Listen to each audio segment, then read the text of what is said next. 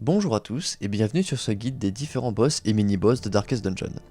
Je couvrirai les boss et mini-boss du jeu de base, mais je ne ferai pas ceux du DLC The Color of Madness, ni ceux des quêtes du Darkest Dungeon, à qui je consacrerai une vidéo à part entière. Je vais aussi mettre les marqueurs de temps dans la description, afin que vous puissiez skipper aux boss qui vous intéressent. Chaque boss ayant une version dans les donjons de niveau 1, 3 et 5, donc apprenti, vétéran, champion, je parlerai donc de tel boss niveau 1, 3 ou 5, et pas 1, 2, 3. Et avant de commencer avec les boss à proprement parler, une petite astuce. Lorsque vous commencez une mission, à part les missions scriptées qui sont celles de la cour de Wolf et du Darkest Dungeon, le boss sera toujours dans la salle la plus éloignée de l'entrée.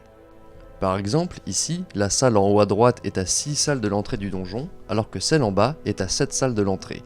Le boss sera donc toujours dans cette salle en bas à droite. Commençons donc alors avec le nécromancien. Le nécromancien sera sûrement le premier boss que vous allez rencontrer, vos premières missions étant dans les ruines, il sera rapidement débloqué. C'est un boss assez simple dont la particularité est, comme son nom l'indique, d'invoquer un squelette à chaque attaque. Il commence seul et il sera donc fortement conseillé de tuer les squelettes au fur et à mesure de leur apparition, sous peine de voir le combat dégénérer en un flot d'ennemis qui se renouvellent. Pour cela, je ne saurais que trop vous conseiller un croisé équipé de trinkets de dégâts et de sa compétence Châtiment, qui inflige des dégâts bonus aux impies, ou morts-vivants, et qui aura donc le rôle de les détruire dès qu'ils apparaissent. Notez qu'à partir du niveau 3, les squelettes invoqués ont de bonnes chances d'être invisibles, ce qui compliquera donc cette tâche et rendra la stratégie un peu différente. Si vous arrivez donc à contenir l'apparition de squelettes, le nécromancien en lui-même n'est pas un adversaire très redoutable. Il ne possède ni beaucoup de points de vie, ni de résistance particulière, ni beaucoup d'esquive, ni de protection et n'agit qu'une fois par tour. Ses attaques sont la chair m'appelle, une attaque visant les deux premiers rangs et infligeant des dégâts moyens, les griffes des morts, une attaque qui elle vise les deux derniers rangs et inflige de faibles dégâts, et 6 pieds sous terre, une attaque n'infligeant pas de dégâts mais une bonne quantité de stress qui peut vite s'additionner, rajoutant une raison de finir le combat rapidement. Étant de type impie et horreur, un anneau de tueur d'horreur ou de tueur d'impie, ainsi que les classes croisées et occultistes, peuvent donner un bon bonus de dégâts contre lui. Important aussi de noter qu'il est vulnérable au saignement, contrairement aux squelettes qui peuplent les ruines. La team que je conseille donc est, en première position, un croisé pour tuer les squelettes invoqués, une furie, surtout avec son bonus de campement transe de bataille, pourra aussi faire l'affaire, mais ses attaques infligeant des saignements seront moins utiles pour le reste de la quête. Un lépreux peut aussi fonctionner, à condition de lui donner des bonus de précision pour qu'il puisse tuer les squelettes de façon consistante. En deuxième position, le bandit est mon choix de prédilection, ayant de gros dégâts et saignements pouvant rapidement faire fondre la barre de vie du nécromancien. Sa riposte est également utile contre les griffes des morts et la chair m'appelle, ces attaques ciblant plusieurs positions, elles ont plus de chances d'activer la riposte. Si vous avez le DLC Shieldbreaker, la brise bouclier est aussi un choix solide, possédant de bons empoisonnements et de gros dégâts de base.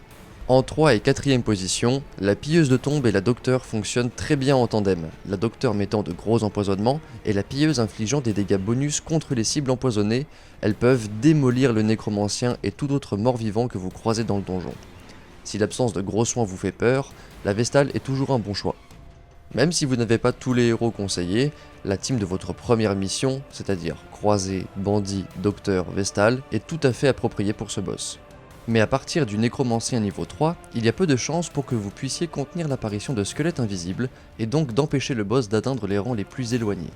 Dans ce cas, un combo occultiste qui marque avec une arbalétrière peut devenir très viable afin de l'atteindre. Je déconseille les classes Maître Chien, Flagellant et Bouffon, leurs attaques infligeant du saignement ne seront vraiment pas très efficaces contre les squelettes pendant le reste de la quête. Ce boss n'est donc vraiment pas restrictif quant à la composition pour le battre, et tant que vous avez de quoi tuer les squelettes invoqués, toute compo devrait plus ou moins bien fonctionner.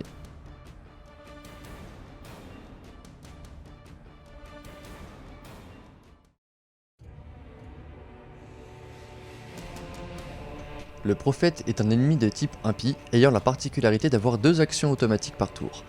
Pronostic calamiteux sera lancé au début de chaque tour et indiquera une ou deux positions de votre équipe où d'énormes rochers tomberont et, à la fin du tour, Gravat de ruine où ces rochers tombent sur votre équipe, infligeant de très gros dégâts.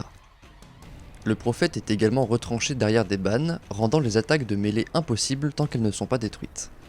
En plus de ces 2 actions automatiques, il possède 2 attaques. Les yeux dans les yeux, une attaque visant un ou deux héros, infligeant des dégâts minimes mais occasionnant du stress et pouvant étourdir. et Fulmination, une attaque visant toute l'équipe, faisant également peu de dégâts, mais pouvant empoisonner. La très grande majorité de ces dégâts proviennent donc de Gravats de Ruine, qui peut complètement vider la barre de vie d'un héros qui n'est pas extrêmement tanky. Ok, j'ai des anti-venins pour ça, c'est prévu. Oh. Ah non. Ah non, pas en un tour. Notez que les pierres visent la position et non pas le héros. Il est donc possible de contrôler qui se prendra le gravat en déplaçant vos héros avant la fin du tour. La stratégie pour ce boss consiste donc soit à prendre des héros pouvant attaquer à distance pour l'atteindre même de derrière les bannes, ou à l'inverse, de prendre des héros pouvant rapidement détruire les bannes afin de l'atteindre au corps à corps. Il est immunisé au déplacement, donc n'essayez même pas de le tirer vers les premières positions. Une fois les bannes détruites, il ne possède pas beaucoup de PV, est très peu résistant au poison et au saignement. Il a cependant une bonne résistance aux étourdissements. La team que je conseille est, en première position, une furie est excellente pour soit détruire rapidement les bannes grâce à ses gros dégâts, ou bien atteindre le prophète via son attaque signe de fer, qui lui permet de faire très mal à la 4ème position ennemie. En deuxième position, un homme d'armes est presque indispensable.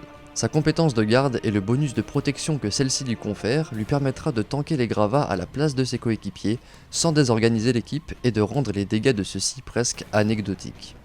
Un maître chien peut avoir la même fonction, mais sa garde étant basée sur l'esquive et non la protection, c'est tout ou rien, mais ses dégâts à distance peuvent être aussi utilisés pour tuer le prophète plus vite. En troisième position, un bandit peut être un choix polyvalent. Il peut détruire les bannes rapidement, ou bien attaquer le prophète au pistolet, et sa riposte peut être utile contre Fulmination, qui, on le rappelle, touche toute votre équipe. Un occultiste peut également stacker des malus de dégâts via sa malédiction affaiblissante pour drastiquement baisser les dégâts des gravats. Si vous voulez terminer le combat le plus vite possible, une arbalétrière pourra facilement démolir le prophète à distance sans être gêné par les bannes. Et en quatrième position, une Vestale sera indispensable pour compenser les énormes dégâts des gravats et son soin de zone peut sortir plusieurs héros des portes de la mort et éviter le combo empoisonnement par fulmination, gravat, mort du poison. Votre composition va donc varier selon si vous choisissez de détruire les bannes ou de le tuer à distance.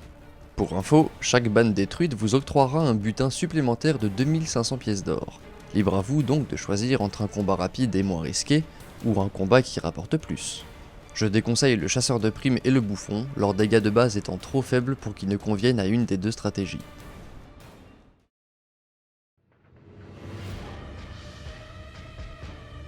La sorcière apparaît toujours en 3ème et 4ème position, son chaudron occupant les 2 premières positions. Si le chaudron est vide, elle utilisera toujours dans la soupe afin d'envoyer un de vos héros cuire dans le chaudron. Cela aura pour conséquence de rendre ce héros indisponible et tant qu'il y est de lui infliger des dégâts à chaque action effectuée. Il est possible de sortir le héros du chaudron en attaquant celui-ci, mais vous pouvez aussi le laisser dedans et lorsqu'il atteindra 0 PV, il en sortira automatiquement et sera replacé en première position. Elle possède également 3 autres attaques. Assaisonnement parfait, qui fait peu de dégâts, inflige du stress et peut appliquer un malus réduisant la précision et les dégâts. Attendrisseur, une attaque touchant toute votre équipe et infligeant des dégâts moyens. Et Goûter le ragoût, qui inflige de faibles dégâts, du stress et soigne la sorcière. Elle possède aussi une bonne résistance au poison et à l'étourdissement, mais elle est sensible au saignement et a très peu de PV pour un boss. Votre choix sera donc de décider si vous voulez aider vos pauvres héros en les sortant de la soupe, ou bien les ignorer complètement et concentrer vos attaques sur la sorcière. Sachant que dès qu'un héros est sorti du chaudron, elle tentera d'en remettre un autre dedans, la seconde option est donc généralement plus viable.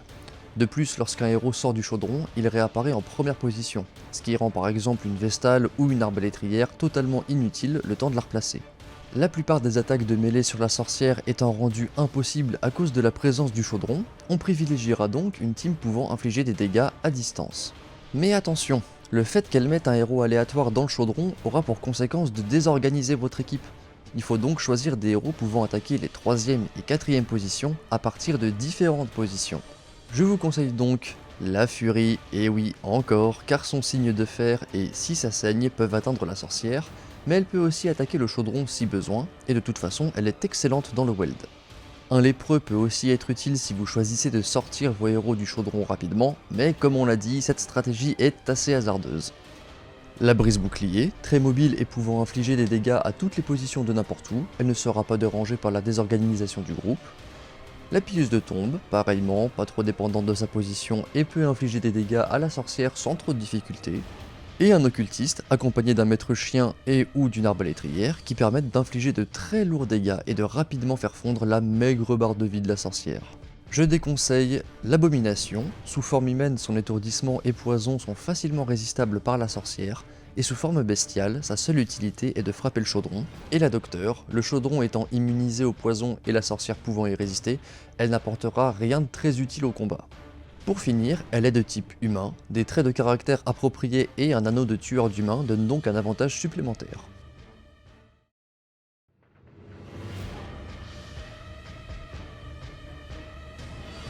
C'est un combat d'endurance qui vous attend. Le canon des brigands possède pas mal de PV et une bonne protection, mais il est dépendant de l'artificier pour fonctionner. Votre but sera donc de tuer celui-ci afin de l'empêcher d'activer le canon, tout en détruisant le canon petit à petit, tout en résistant aux bandits classiques qui prennent part au combat. Au début de chaque tour, le canon utilisera la capacité renfort, qui invoque un artificier et parfois un autre bandit aléatoire. L'artificier a une vitesse abyssale, il jouera donc toujours en dernier, ce qui vous laisse largement le temps de le tuer. Mais si par malheur vous n'y arrivez pas, il utilisera sa compétence « Ça va péter !» qui peut avoir deux conséquences. Misfire, le coup de canon ne part pas au grand soulagement de votre équipe qui perd du stress, ou bien... Fire in the hole! Boum! Voilà, ça fait ça.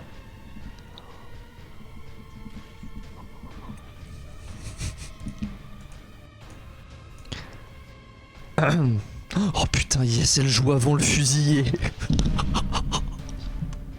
Yes! L'artificier monopolisera donc 1 voire 2 héros par tour, le reste devant détruire le canon et gérer les autres bandits. L'artificier apparaît généralement en 3ème ou 4ème position, donc on privilégie des héros pouvant attaquer à distance. C'est un combat pouvant durer très longtemps. Les buffs durant sur toute la durée du combat seront ici très utiles. Je conseille comme équipe notre ami la Furie qui peut faire toujours de bons dégâts à toutes les positions et donc attaquer l'artificier peu importe où il spawn. Il apparaît généralement en 4ème position et donc signe de fer fonctionne là encore très bien. La pilleuse de tombe, elle peut finir l'artificier si la barbare n'y parvient pas et son attaque à la pioche ignore la protection du canon. La brise bouclier, elle aussi encore, elle peut aussi atteindre l'artificier peu importe où il se trouve, faire de bons dégâts au bandit et son attaque percée ignore aussi la protection du canon. Le bandit, là encore très polyvalent, il peut attaquer l'artificier à distance, faire de bons dégâts au canon et sa riposte est très utile contre les fusiliers bandits. Et la Vestale, même si les autres bandits ne sont pas très menaçants, la durée du combat rendra important le fait d'avoir des soins réguliers. L'abomination peut aussi être un choix très correct, en faisant son attaque ciblant les 2 premières positions en forme bestiale, il peut faire des dégâts réguliers aux bandits et aux canons, pendant que le reste de l'équipe s'occupe des artificiers. Je déconseille le flagellant, le canon est immunisé au saignement et il n'a pas assez de burst pour s'occuper de l'artificier, et l'occultiste, ses soins trop irréguliers peuvent vous mettre dans la sauce, et il n'est utile que pour marquer l'artificier afin qu'une arbalétrière le tue. Ce qui le force à utiliser sa marque tous les tours et monopolise donc forcément 2 héros pour l'artificier, vous détournant du canon et allongeant encore plus la durée du combat. Si vous en avez, des anneaux de tueur d'humains vous seront très utiles pour ce combat.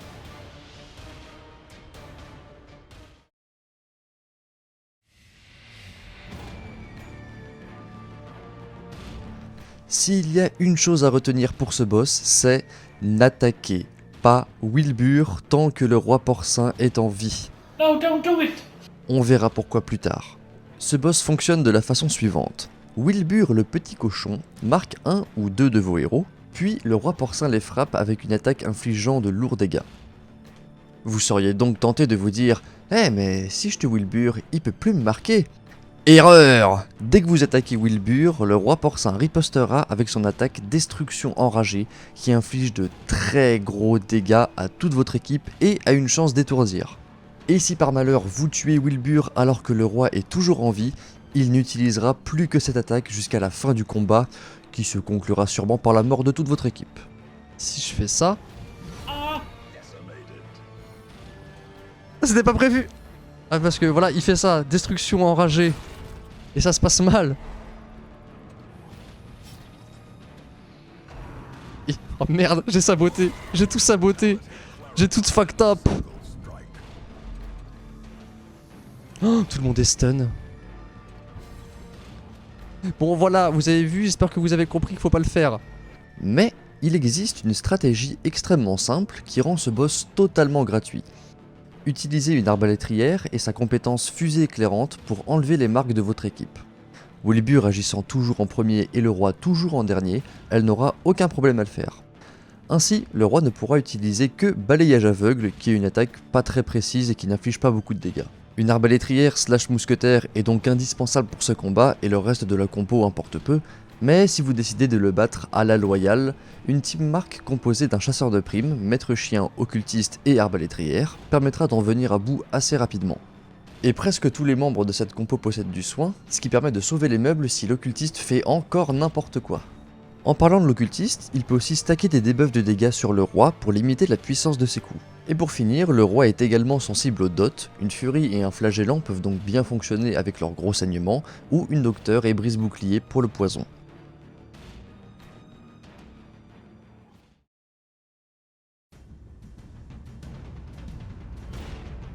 Que voilà un boss bien dégueulasse. Il consiste en plusieurs parties de chair changeant chaque tour et partageant une barre de vie commune. Tous les tours, chaque partie aura la possibilité de se changer en une des formes suivantes. Une tête, qui utilisera l'attaque gueule de la vie qui inflige de bons dégâts et peut faire saigner. Un os, qui utilise zéphyr osseux, qui fait de faibles dégâts mais peut étourdir. Un cœur, qui utilisera afflux sanguin pour se soigner. Et un trou de balle, qui utilisera invasion ondulante, qui fait des dégâts moyens et empoisonne. Chaque forme a ses statistiques et résistances propres, mais elles sont globalement toutes assez vulnérables au poison et au saignement. Il est conseillé d'attaquer les cœurs, étant donné que c'est la seule forme sans protection. Toutes les parties partageant la même barre de vie, les attaques de zone seront donc particulièrement efficaces. Par exemple, l'empalement de la brise bouclier, la percée de la furie et harcèlement canin du maître chien seront dévastateurs. Je conseille donc un flagellant, son double saignement sur les rangs 3 et 4 s'accumule vite et sa résistance au saignement le rend moins sensible à gueule de la vie. Un maître chien, comme dit plus tôt, il peut faire des dégâts aux 4 parties et les faire saigner, ce qui cumule très vite beaucoup de dégâts. Une docteur, sa grenade empoisonnée peut infliger un gros poison à 2 parties d'un coup, elle peut aussi soigner le poison et le saignement avec médecine de bataille. Encore la brise bouclier, surtout pour son attaque empalement qui touche et empoisonne toutes les parties. L'abomination peut aussi être efficace avec son double poison sous forme humaine et son attaque touchant les 2 premières positions sous forme bestiale. Et la chair étant de type horreur, l'artillerie abyssale de l'occultiste peut aussi faire de bons dégâts. Je déconseille les classes croisées, chasseur de primes, arbalétrière, bandit et homme d'armes. Le manque d'attaque de zone rend les autres classes bien plus intéressantes.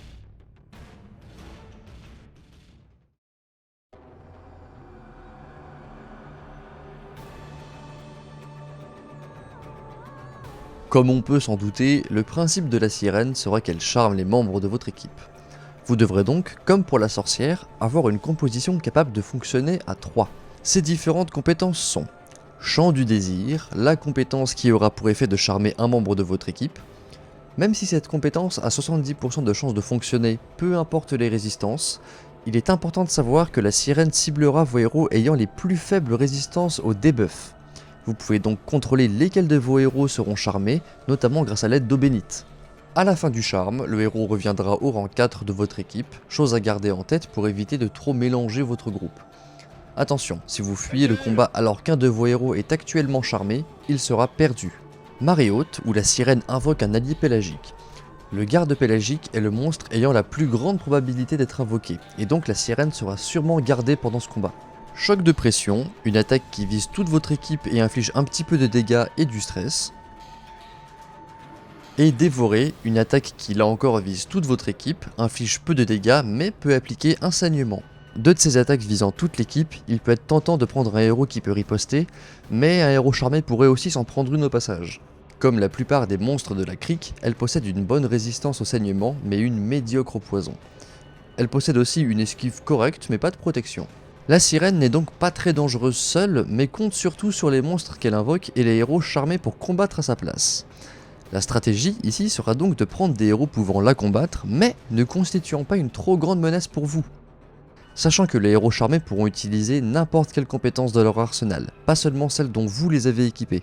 Les héros que je conseille seraient donc L'occultiste, la sirène étant de type horreur, il possède des bonus de dégâts contre elle, mais pas contre vous. Ses autres compétences ne sont pas très dangereuses pour vous, et si pour une fois il peut mettre un heal à 0 sur un adversaire, autant en profiter. Alors profitez-en. Assez étonnamment, l'antiquaire. Si vous arrivez à faire en sorte qu'elle soit celle qui se fait charmer, elle ne constituera pas une très grosse menace pour vos héros. La Vestale peut être correcte, car elle non plus n'est pas très menaçante pour vous, mais comme on l'a dit, l'occultiste est plus intéressant. La brise bouclier possède de bons empoisonnements et peut empêcher la sirène de se faire garder par un gardien pélagique, mais assurez-vous qu'elle ait de bonnes résistances aux debuffs, sinon elle pourrait vous massacrer. Parce que je sais pas si vous avez remarqué depuis le début, mais elle est assez OP. Et je déconseille comme héros le flagellant. De base, il ne sera pas très efficace dans la crique parce qu'il a du mal à infliger ses saignements, mais il pourra aussi malmener votre équipe. Et vous ne voulez vraiment pas qu'il utilise son soin en pourcentage de PV max sur la sirène.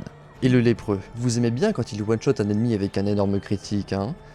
Pas sûr que vous aimiez autant si c'est vous qui le prenez.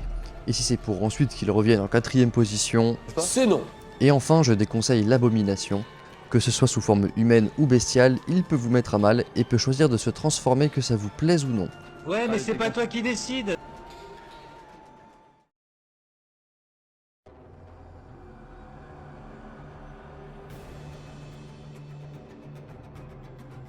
L'équipage commencera toujours le combat avec tout le monde sur le pont, qui aura pour effet de déplacer le héros ciblé au premier rang et de faire apparaître un matelot noyé. Le matelot utilisera ensuite mise à la cape pour attacher son ancre au héros en première position afin de l'emmener dans les profondeurs. Et tant qu'un de vos héros sera enchaîné, ou plutôt ancré, il subira du stress et l'équipage se soignera à chaque action. L'équipage possède également mutinerie, un debuff réduisant fortement les chances de critique et les dégâts, mais il a peu de chances de s'appliquer. Grappin de planche, une attaque infligeant des dégâts moyens et appliquant un saignement. Et à la santé des morts, une compétence infligeant un peu de stress à un héros. Étant de type impie, il est assez vulnérable au poison, mais il n'est pas totalement insensible au saignement aussi. Il n'a pas de résistance particulière, mis à part au mouvement.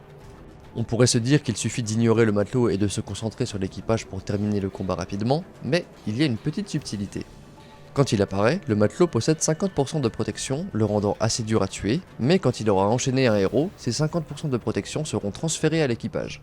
Il faudra donc libérer le héros au plus vite afin de rendre l'équipage de nouveau vulnérable et de couper court à ses soins. Vous pouvez donc essayer d'amocher le plus possible l'équipage et de vous libérer rapidement du matelot, puis alterner ces deux phases, mais il est plus intéressant de neutraliser directement le matelot. Il ne possède qu'une action par tour, donc si vous l'étourdissez, vous gagnerez un tour complet de tranquillité, mais une fois un héros ancré, étourdir le matelot sera inutile. Vous pouvez aussi le tuer dès qu'il apparaît, mais comme dit tout à l'heure, son bonus de protection rend cette tâche un peu plus complexe. Si vous tentez cette approche, attention, si vous n'arrivez pas à achever le matelot avant qu'il n'utilise mise à la cape, il reprendra tous ses PV, rendant vos précédentes attaques inutiles.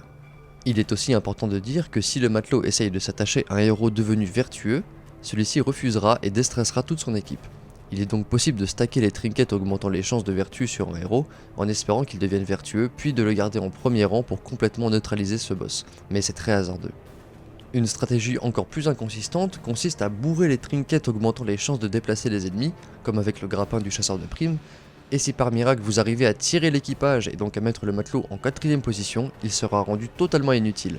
Mais la très forte résistance au déplacement de l'équipage rend cette technique extrêmement difficile. Un héros ancré sera aussi totalement immobilisé, vous permettant d'abuser de certaines compétences comme le tir à bout portant du bandit, qu'il pourrait effectuer à la chaîne sans risque de reculer. Les héros conseillés. L'équipage et le matelot étant des impies, le croisé pourra facilement en venir à bout, et si vous l'équipez des ordres sacrés, la résistance au stress et les chances de vertu en feront un bon candidat pour se faire ancrer. Le lépreux est aussi un bon choix car elle pourra infliger de gros dégâts et se libérer facilement, mais sa faible vitesse fait qu'il jouera vers la fin du tour, octroyant à l'équipage presque un tour complet de protection et de soins. L'abomination peut étourdir le matelot assez souvent, et une fois transformé, il peut infliger de lourds dégâts à condition de faire attention à son stress. Le tandem docteur-pilleuse de tombe fonctionne ici aussi très bien au vu de la vulnérabilité de l'équipage au poison. Je déconseille le flagellant, ne pouvant devenir vertueux, lui faire tanker l'ancrage est moins optimal et il ne possède pas de burst pour tuer les matelots rapidement. Et l'arbalétrière, l'équipage ayant 2 actions par tour, les marques seront trop inconsistantes pour qu'elle puisse faire de gros dégâts et elle ne peut pas cibler le matelot avec son attaque principale.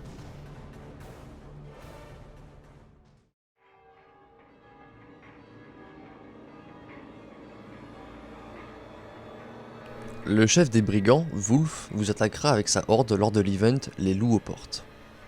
Cet event ne peut apparaître qu'à partir de la semaine 41 et si vous avez au moins 4 héros de niveau 5. Sa probabilité d'apparition de base est de 12% et augmentera de 3% à chaque fois qu'un autre event a lieu. Si vous ignorez la quête, Wulf détruira 3 de vos améliorations de bâtiments. Attention, si vous lancez la quête mais êtes forcé de l'abandonner, un de vos héros devra se sacrifier mais vous ne perdrez rien d'autre.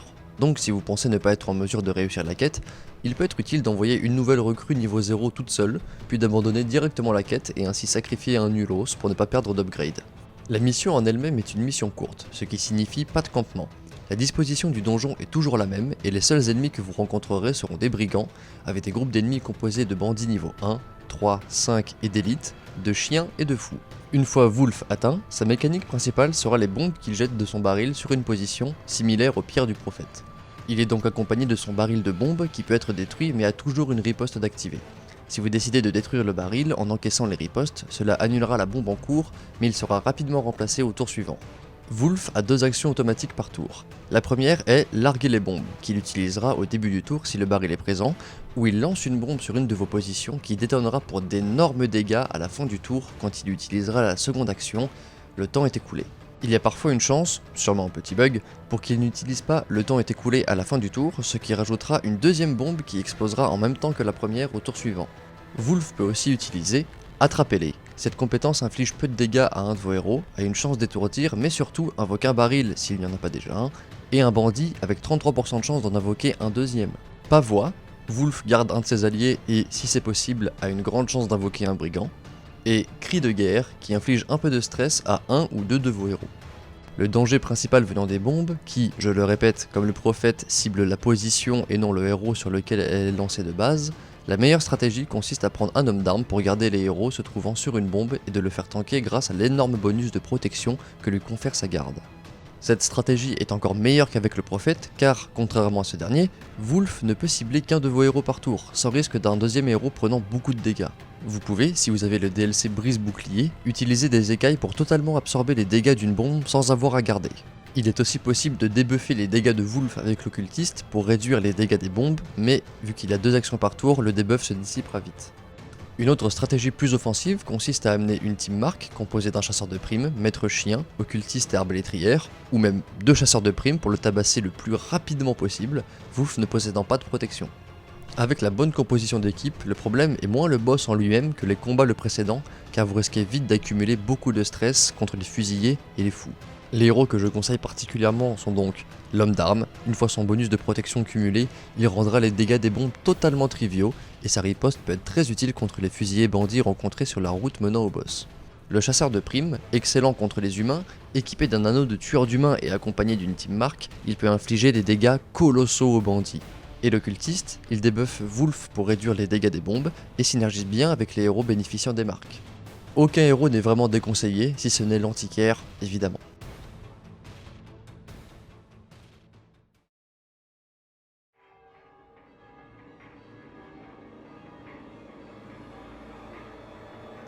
Le hurleur a différentes conditions d'apparition. Il peut apparaître lors de l'événement Un voleur dans la nuit, qui a une chance d'apparaître à partir de la 42e semaine, où il volera 8 de vos trinkets. Il peut apparaître également dès que vous aurez perdu 8 trinkets, que ce soit via la mort de vos héros ou via des activités du hameau, ou encore dans l'event Le butin du hurleur, que vous pouvez faire afin de récupérer une des trinkets spéciales du hurleur. Notez que dans ce dernier cas, la mission expirera si vous ne la faites pas dès qu'elle apparaît, mais elle peut apparaître plusieurs fois par campagne. La mission du hurleur est un peu spéciale. Prenant place dans le Weld, vous serez directement lancé dans le combat avec la torche à sang, il est donc inutile d'acheter de la nourriture, des torches, des pelles, etc. Il sera par contre bien avisé de prendre des bandages, herbes médicinales et eau bénite. Une autre spécificité est que le hurleur fuira le combat à la fin du 4ème tour. Il faudra donc le tuer rapidement, ce qui sera difficile au vu de sa statistique d'esquive. Vous ne pouvez aussi pas fuir le combat s'il tourne mal. Le hurleur alternera aussi souvent de position avec son nid au gré de ses attaques. Il faudra donc emmener des héros capables de cibler des positions différentes. Vous pouvez aussi choisir de détruire le nid du hurleur, qui est bien plus vulnérable, ne possédant ni esquive ni protection, ce qui vous donnera différentes récompenses.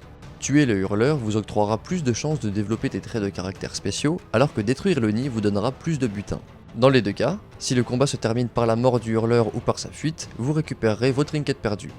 Le hurleur est immunisé au poison, mais par contre assez vulnérable au saignement, et ayant 3 actions par tour, ceux-ci se consumeront vite. Ses attaques sont picorer, une attaque violente faisant saigner et faisant avancer le hurleur. Régurgiter, qui inflige peu de dégâts, réduit la précision de la cible et peut infliger une maladie aléatoire. Croassement, qui inflige peu de dégâts mais beaucoup de stress à l'un de vos héros. Appel au meurtre, qui cible toute votre équipe pour du stress, fait reculer le hurleur et lui donne un gros bonus de vitesse. Et vol hurlant, qu'il n'utilisera qu'après le tour 4 pour fuir et clore le combat, infligeant énormément de stress à toute votre équipe, en général 50. Les bandages, eau bénite et herbes médicinales seront donc utiles pour résister à ces saignements et son malus d'esquive qui peut vraiment le rendre intouchable. Si vous décidez de détruire le nid, vous n'aurez pas besoin de stratégie spécifique, si ce n'est une compo capable d'encaisser les attaques du hurleur jusqu'à ce qu'il s'envole. Par contre, si vous choisissez de faire tomber le hurleur, votre plus gros problème sera son esquive. Les debuffs étant peu efficaces au vu de ces 3 actions par tour, votre meilleur choix sera de buffer votre précision via un bouffon ou homme d'arme. La faiblesse du hurleur est aussi sa vulnérabilité au saignement. Une furie, un maître chien ou là encore un bouffon peuvent donc être très efficaces. Les héros que je conseille donc pour ce boss sont le maître chien. Vos biscuits pour chien ne seront jamais aussi bien utilisés qu'ici. Pour le garder surboosté pendant tout le combat, lui donner de la précision et des dégâts pour tuer le hurleur avant qu'il ne s'en aille. Il possède aussi un saignement et des dégâts bonus contre les bêtes. La furie, sa compétence si ça saigne peut toujours toucher le hurleur, et elle possède de bons dégâts quoi qu'il arrive pour focus le nid ou bien le hurleur. L'homme d'arme, il peut booster la précision de toute l'équipe et sa riposte peut être efficace au vu du nombre important d'attaques que votre équipe va subir. L'arbalétrière peut être efficace si vous décidez de détruire le nid, mais sa nécessité de marquer sa cible la rend médiocre contre le hurleur. Et je déconseille l'antiquaire, aucun intérêt à l'avoir, il n'y a aucun loot à récupérer dans cette mission. Et la docteur, ce boss et son nid sont tous les deux immunisés au poison, la rendant quasiment inutile. Passons maintenant au mini-boss. Pour les 2 mini-boss suivants, je n'aurai pas vraiment de composition à conseiller car leur apparition est aléatoire, je vais plutôt me concentrer sur les stratégies à adopter.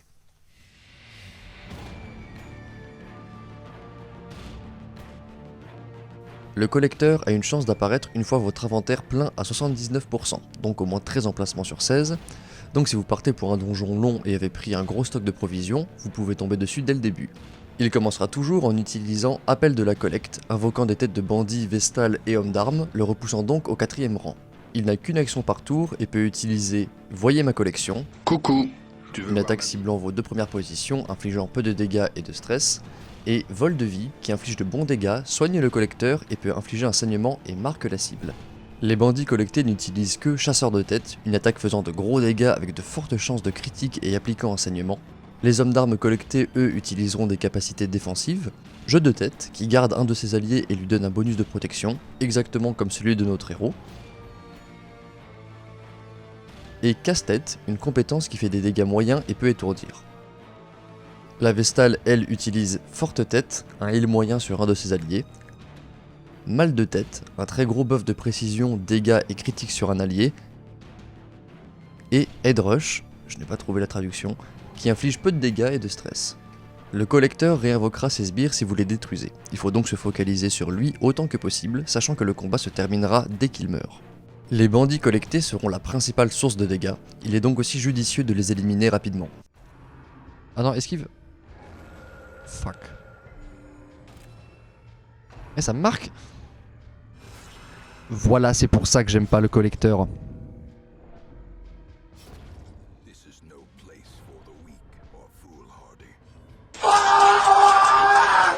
Le collecteur n'a pas de résistance particulière, pas de protection et une barre de vie assez faible, toutes les stratégies seront donc efficaces sur lui. Si vous n'avez pas de quoi viser les rangs 3 et 4, votre seule option sera donc de tuer les ennemis invoqués avant de pouvoir atteindre le collecteur et de lui infliger des dégâts dans la courte fenêtre où il n'a pas encore réinvoqué ses alliés.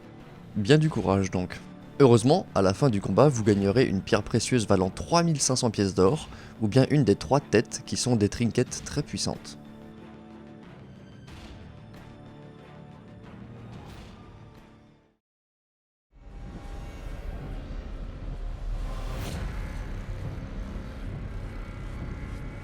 Pour l'ombre ou le chambleur, sa rencontre est aussi aléatoire mais peut au moins être contrôlée.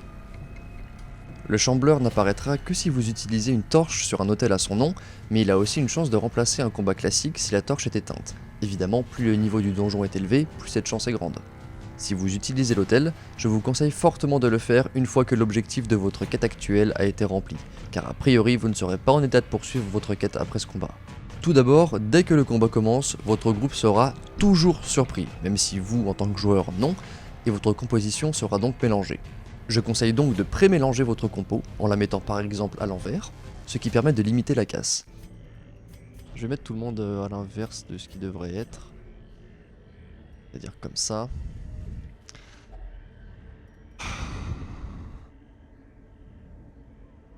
On y croit. Ok. Visionnaire. Big brain.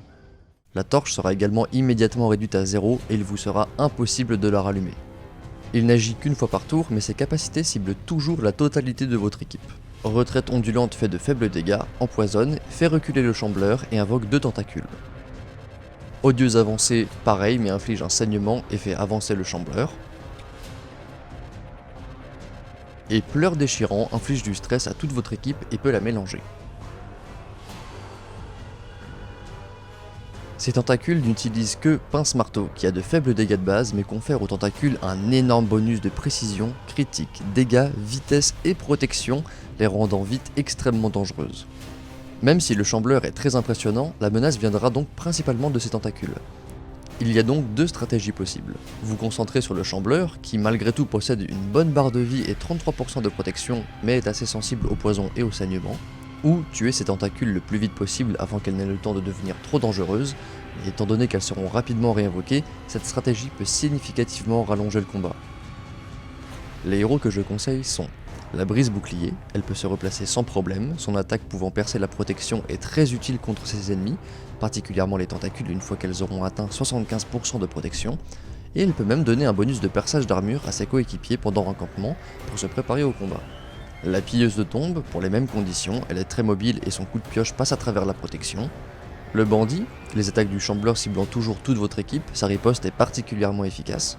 L'occultiste, le chambleur et ses tentacules étant de type horreur, il pourra faire pas mal de dégâts bonus, mais je déconseille le lépreux, l'arbalétrière et la vestale, car ce sont des classes qui souffrent beaucoup du déplacement, donc pleur déchirant peut vraiment les rendre inutiles. Maintenant, attaquons-nous au boss et mini-boss du DLC, The Crimson Court. Avant de parler des boss, la difficulté des missions de la cour n'est pas tant les boss que les missions elles-mêmes qui sont de durée épique et devront donc être complétées en plusieurs fois, étant donné que lorsque vous recommencez une de ces missions, à part la première, vous reprendrez là où vous vous étiez arrêté la dernière fois. Chaque tentative consomme une invitation, que vous obtiendrez en gagnant les combats des cocons que vous trouverez dans les autres zones lorsque l'infestation grandit, et donc il est préférable d'avancer le plus à chaque tentative.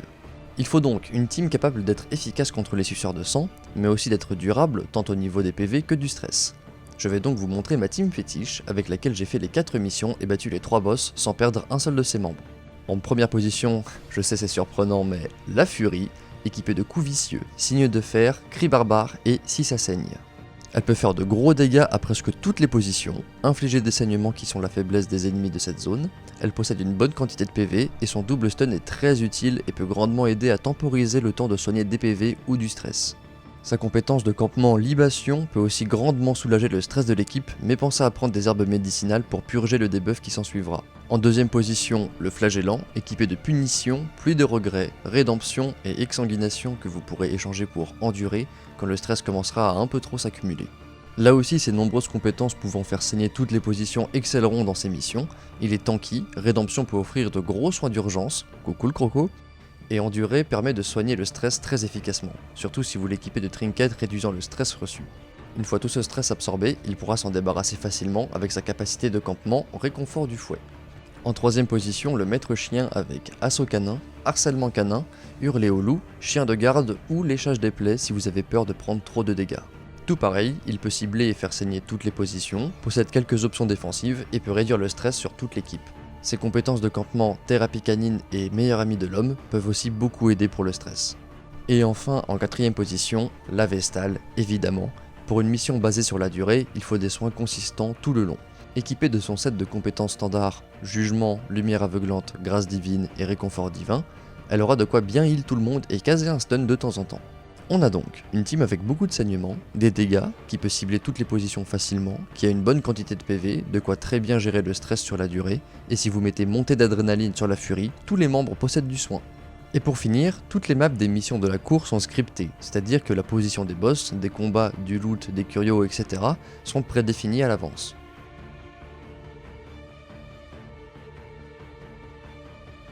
Voilà un boss intéressant, qui possède beaucoup de PV et dont la particularité est que vous ne pourrez utiliser aucun sort de soin tant qu'un de ses cocons est présent sur le terrain. Dès le début du combat, il utilisera le spectacle commence, faisant apparaître 4 cocons et se cachant parmi l'un d'entre eux. Les cocons sont détruits en un coup mais libéreront un ennemi. Si vous utilisez une attaque infligeant un saignement ou du poison, celui-ci sera transféré à la créature qui en sortira. Il est donc préférable de détruire les cocons un par un en tuant l'ennemi qui en émerge jusqu'à trouver le baron. Le baron a 3 actions par tour et peut utiliser plaire à la foule, une attaque touchant toute votre équipe pour des dégâts moyens et amenant le baron en première position. Discipline nécessaire, qui touche un de vos héros pour infliger des dégâts moyens, du stress, un saignement, de l'horreur et peut le tirer vers l'avant tout en faisant reculer le baron. Enthousiasme forcé, un buff de dégâts, vitesse et critique qu'il appliquera sur un de ses alliés. Et la soif, qui inflige des dégâts, le soigne, lui donne un buff de vitesse, le fait avancer, mais débuffe sa résistance au saignement et sa précision. Si au début d'un tour vous n'avez détruit aucun cocon, il utilisera Invité d'honneur qui détruira tous les cocons, libérant tous les ennemis d'un coup.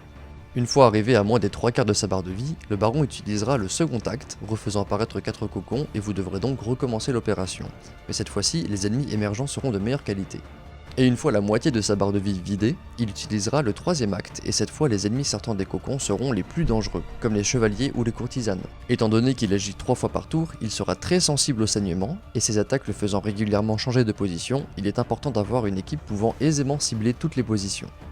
Les héros à l'aise contre le baron sont le flagellant, à l'aise dans les combats sur la durée, il possède tous les outils pour nuire au boss. La furie et le maître chien attaquent toutes les positions où pourrait se trouver le baron facilement. Attention cependant si vous utilisez harcèlement canin sur les cocons, car cela libérera tous les ennemis d'un coup. Le bandit et l'homme d'armes peuvent aussi bien fonctionner, leur riposte étant efficace contre les attaques de zone du baron. Par contre, je déconseille la pilleuse de tombe et la docteur, le baron et les suceurs de sang en général étant assez résistants au poison.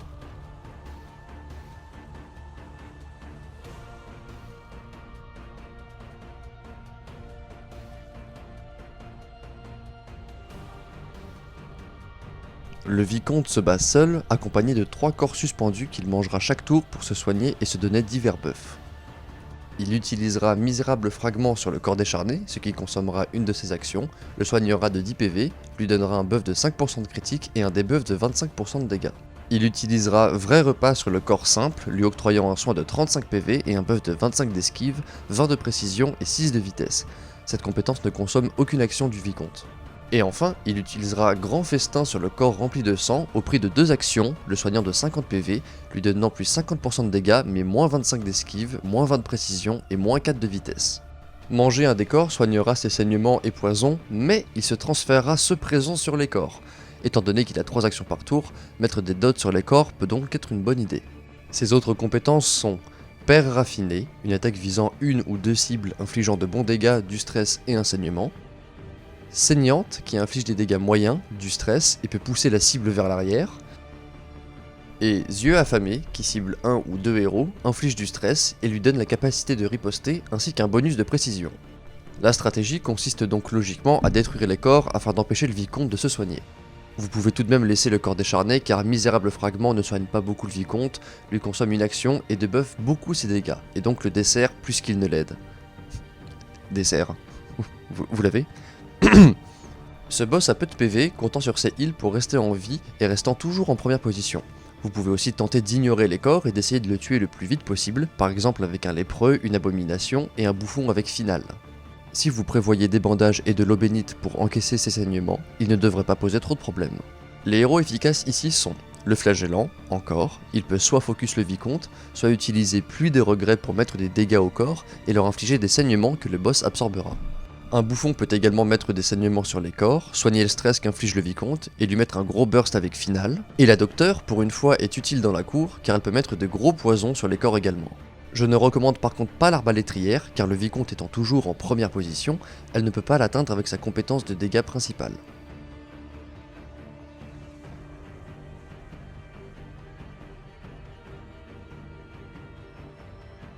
Le dernier boss de la cour.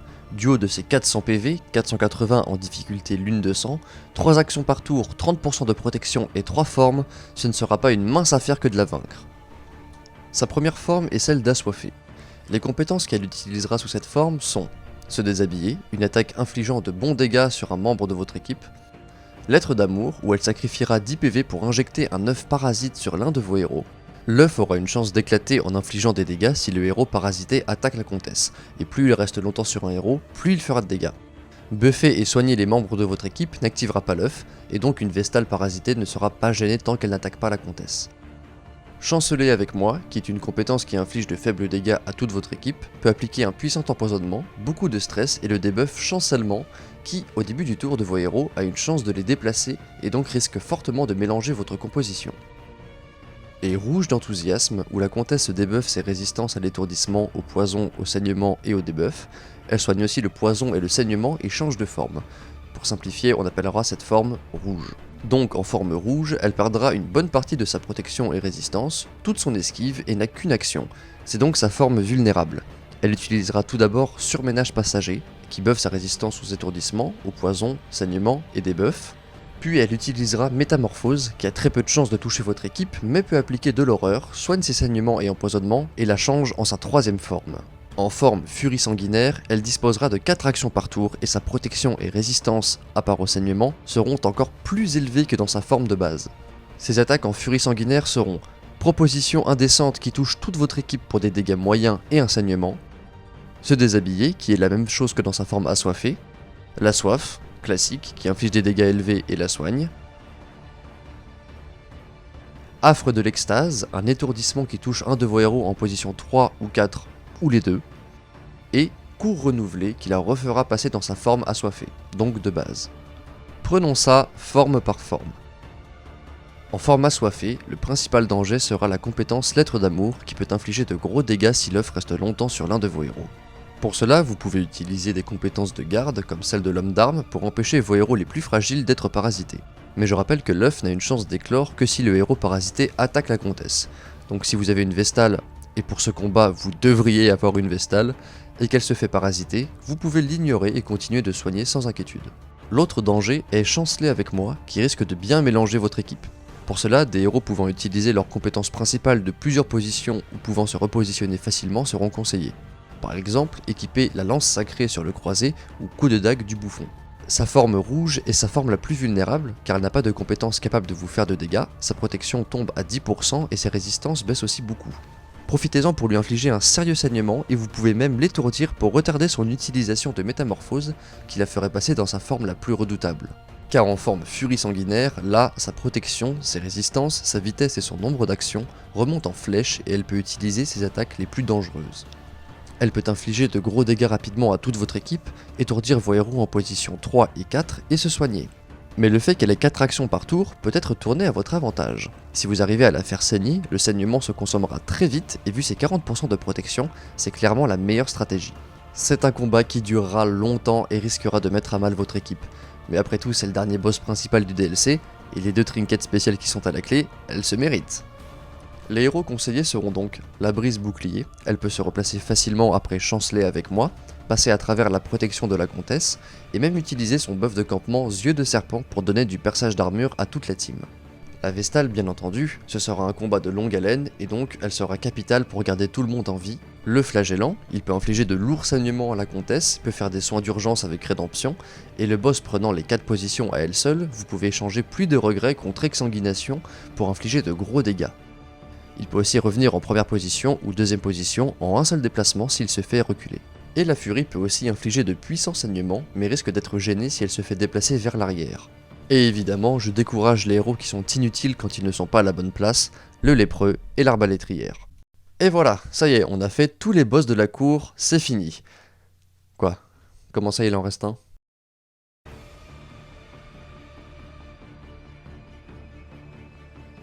Vous débloquerez ce boss une fois la comtesse vaincue et vous pourrez le farmer afin de récupérer les trinkets de la cour qu'il vous manque. Heureusement, il se trouve au bout d'un donjon moyen, pas besoin de parcourir les labyrinthes de la cour. Le boss est composé du buste de la statue, ce que vous devez vaincre pour gagner le combat, ainsi que de sa lance et de son bouclier. Chaque partie a ses propres actions et barres de vie, est de type maçonnerie et est immunisé aux étourdissements, poisons, saignements, etc.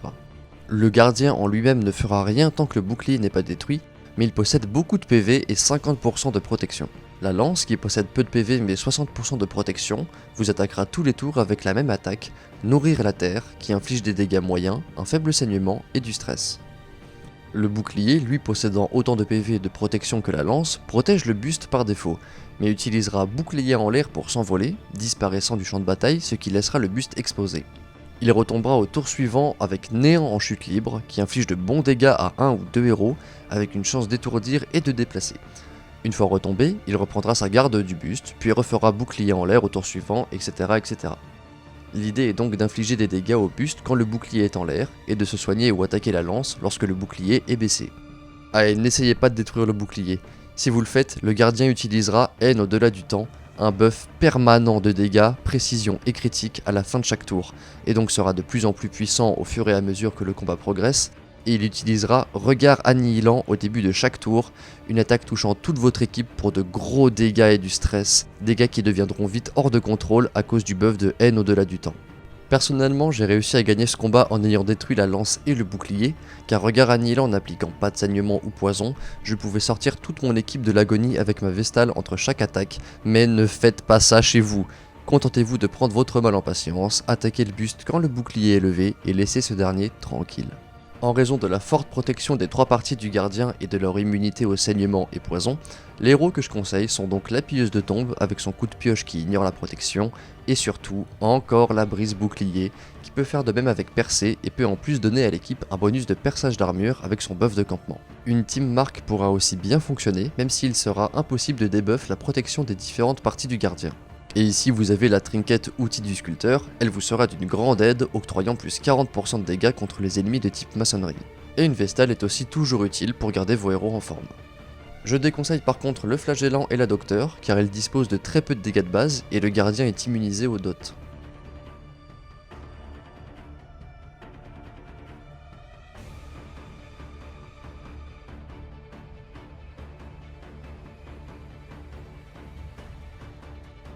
Ah, il en a fait rager des gens ce satané croco. Vous le rencontrerez dans la première mission de la cour, et d'autres sont disséminés dans les missions suivantes. Il est, comme tous les ennemis de la cour, de type suceur de sang, agit 2 fois par tour, est faible au saignement et sera entouré de 3 quenouilles invincibles. Il peut utiliser Corruption grouillante, une attaque qui touche toute votre équipe, inflige de bons dégâts, du stress et un malus de précision. Affûté avec les dents, qui inflige d'importants dégâts, du saignement, du stress et peut faire avancer la cible. Peur tapis, un buff de dégâts et de protection qu'il utilise sur lui-même. Submergé, un soin qui enlève également les saignements et poisons, lui confère un très gros bonus d'esquive et surtout indique sa prochaine attaque. Apex Predator, une attaque dévastatrice qui peut toucher jusqu'à 3 cibles et fait venir le crocodilien en première position. Là au moins vous n'aurez qu'un adversaire à focus. Il sera utile d'avoir des héros pouvant cibler toutes les positions car le crocodilien bougera pas mal durant le combat. Des bandages seront utiles pour arrêter les saignements de affûter avec les dents afin d'éviter qu'un héros qui saigne ne meure après avoir pris un gros burst de dégâts. Les saignements seront utiles car le crocodilien agit 2 fois par tour, même si submergé peut l'en débarrasser. D'ailleurs, quand il utilise submergé, son bonus d'esquive le rend vraiment dur à toucher. Profitez-en plutôt si vous pouvez pour vous préparer à Apex Predator en soignant votre équipe, vous buffant ou en activant les ripostes. Les héros que je conseille sont la Vestale qui est obligatoire, ses soins sont trop précieux et sa possibilité de sortir plusieurs héros de l'agonie peut vraiment vous sauver la vie après un Apex Predator un peu trop énervé. La Furie, elle possède des compétences pouvant faire des bons dégâts à tous les rangs, des saignements et même un soin, exactement la versatilité qu'on cherche pour ce combat. Les autres héros pouvant se replacer facilement et toucher tous les rangs comme la brise bouclier, le bandit ou la pilleuse de tombe sont aussi à leur place ici. Et je déconseille les lépreux, abominations et croisés, ils sont presque totalement inutiles si le crocodilien n'est pas en position 1 ou 2. Mais si vous arrivez à le vaincre, vous serez récompensé par une trinket spéciale de la cour, qui sont généralement très puissantes.